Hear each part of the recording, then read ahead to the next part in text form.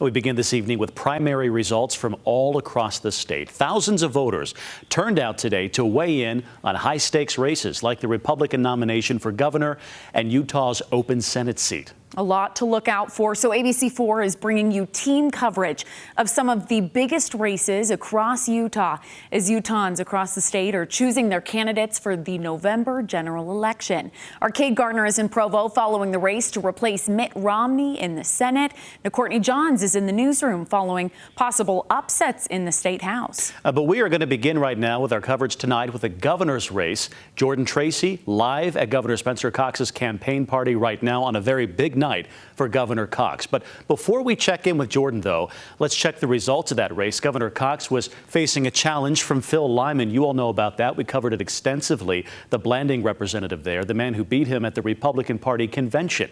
The polls tonight, however, tell a different story. In fact, the AP has called the race for the governor. Cox is leading Lyman with 58% compared to Lyman's 42% tonight. Now, ABC4's Jordan Tracy is live at the Cox election party in Salt Lake City tonight. He's been checking in with the campaigns as results roll in. Jordan.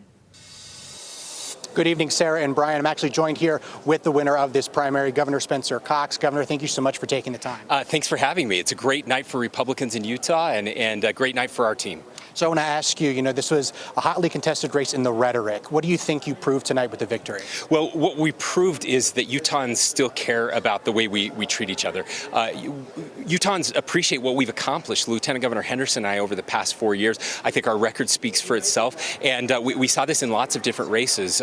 Derek Brown as the Attorney General, John Curtis for the U.S. Senate. This was a great night for Republicans and a great night for our country to show the country that Utah is different, that we reject the hate and the vitriol and the lies, and that we come together and we work together. Now, tonight I asked you about that, about the governing disagreeing better and whether or not you think you're on the forefront of this. And you said, no, this is Utah. So explain about what you said about the fight to continue that rhetoric. Yeah, so historically in Utah, you look back over history, Governor Mike Leavitt, Governor Gary Herbert, Governor Norm Bangerter, we elect those types of governors who are problem solvers, governors who try to lift everyone and bring people together. And I'm grateful that that's still who we are as Utah. Sadly, much of the country has gone a different direction. They want us to hate each other. They want to tear us apart. And we stood up tonight. The voters, the Republican voters of Utah stood up tonight and said, no, we're not into that. That's not who we are. Mr. Lyman's campaign says they're not going to concede tonight. Your response to that? That doesn't surprise me. Nothing surprises me anymore. Sadly, again, we're tearing down institutions the way we would normally do things. But by the way, conceding doesn't mean that the votes don't get counted. That's not what that means at all. It's usually just a common courtesy. Sadly, there hasn't been any common courtesy from the other side, but that's okay. That's what we've come to expect, and we're doing great. Again, Republicans, we're going to rally together. We have a big race in November now that we have to come together to work on. So this is no longer about Republicans fighting against each other. It's now about winning in November. And finally, how do you bring everybody together? Well, just again, by doing what we do best, working on those problems together. There will be a real choice in November, and it's the conservative values that we stand for that have made Utah the best state in the nation, and we're going to continue to represent those conservative values. Governor, thank you so much for taking the time. All right, we're going to usher you this way. I know you have a lineup. Thank you so much for your time. Now, folks, obviously, this was a hotly contested race on rhetoric when you think about how the governor was attacked in this campaign about conservatism. He actually made a point tonight to say that he believed that his ticket was the more conservative ticket in this race. Now, as we said, Mr. Lyman has said through his campaign that he will not concede tonight. You heard the governor's response, and we'll continue to follow all the way through November as he now faces Democrat Brian King in this race for governor and for re-election. And you'll find all the latest from your local election headquarters on ABC4.com. Reporting live in downtown Salt Lake City, Jordan Tracy, ABC4 News. Back to you, Brian and Sarah. Jordan, with the governor interview tonight, we thank you very much. And we turn now to another hotly contested race of the night, the Republican nomination for Congressional District 3. After incumbent John Curtis decided to run for Senate, this became the only other open federal seat in Utah, and 5 Republican candidates jumped at the opportunity. That's right. So let's check in on the results as they stand right now. The Associated Press has called the race for State Representative Mike Kennedy. Now, Kennedy leads the pack. You see it here. He's got not here, but we're continuing. Kennedy's leading the pack. He's trailed by Sky Zone founder Case Lawrence as we're following that as well. All right, we're going to show you the results here as we move forward today. Yeah, Mike Kennedy, 36%, Case Lawrence at 23%. That's where those numbers come down right now. Moving on to our next race, of course, we have CD2, Congressional District 2. Celeste Malloy leads by 52% to Colby Jenkins 48%. But this is a very narrow lead here. And we heard from Celeste Malloy earlier tonight, who said she wasn't making any statements. She's actually flying back to Washington to work on some things there in the House. So we're waiting to hear a statement from her. And of course, we'll bring that to you. You might remember Malloy nearly lost this race at the GOP convention after Senator Mike Lee issued an 11th hour endorsement of Jenkins. But since then, she's picked up endorsements ranging from Governor Cox to former President Donald Trump. Now, right now, this race is still close to call, but you see 52% again for Malloy, 48% to Jenkins.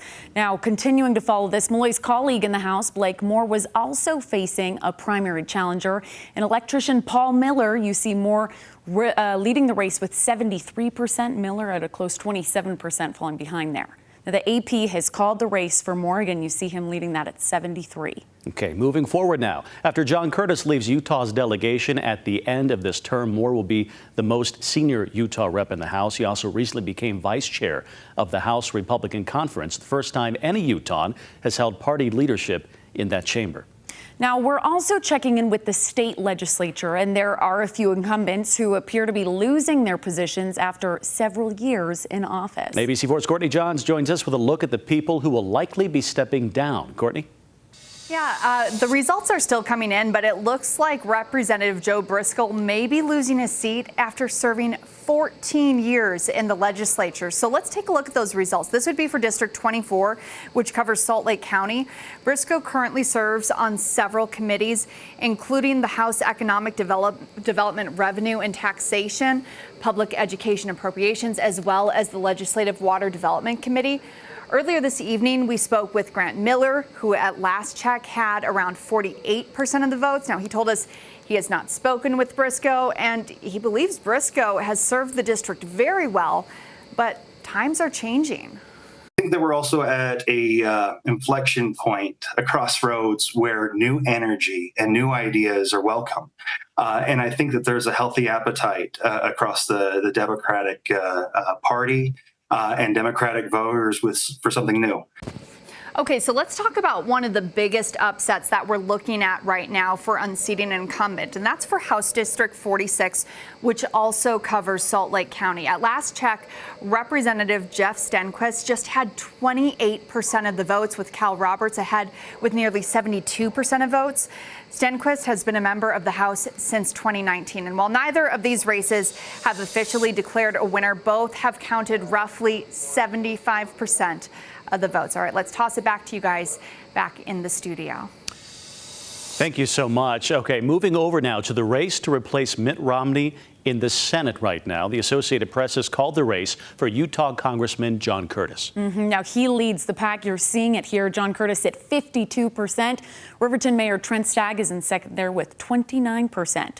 Cade Gardner is live in Provo, where the Curtis campaign watched the results come in tonight. Cade, tell us, how has the reaction been so far today?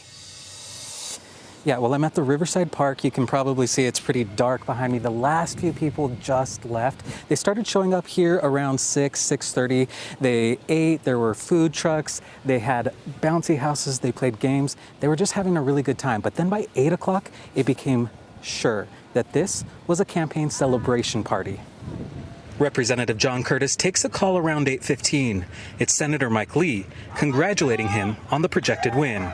As he hangs up, his wife tells him the same. Well, tonight is a night to celebrate, but tomorrow we go back to work. He says now with sight set on the general election, the campaign carries a message. From the corner of the state to the corner of the state, that we must unify as a country, and if we unify, we can beat any foe, solve any problem. It's his wife who pushed him into the race to carry that message. It's just nice to know that your spouse of 42 years believes in you. But he says his 17 grandchildren are the reason he's running.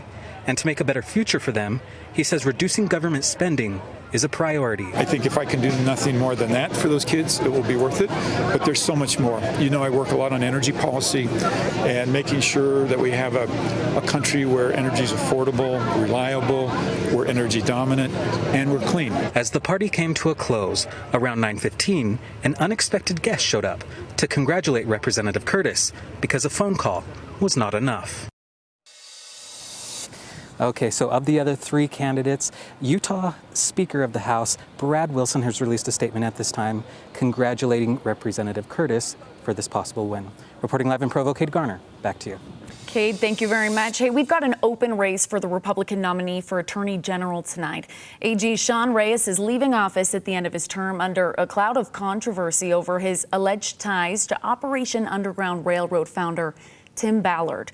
Three candidates have jumped in to replace him on the Republican ticket here, and the AP has called the race for Derek Brown. The former Utah Republican Party chair and state rep, you see, leads the field there with 46%.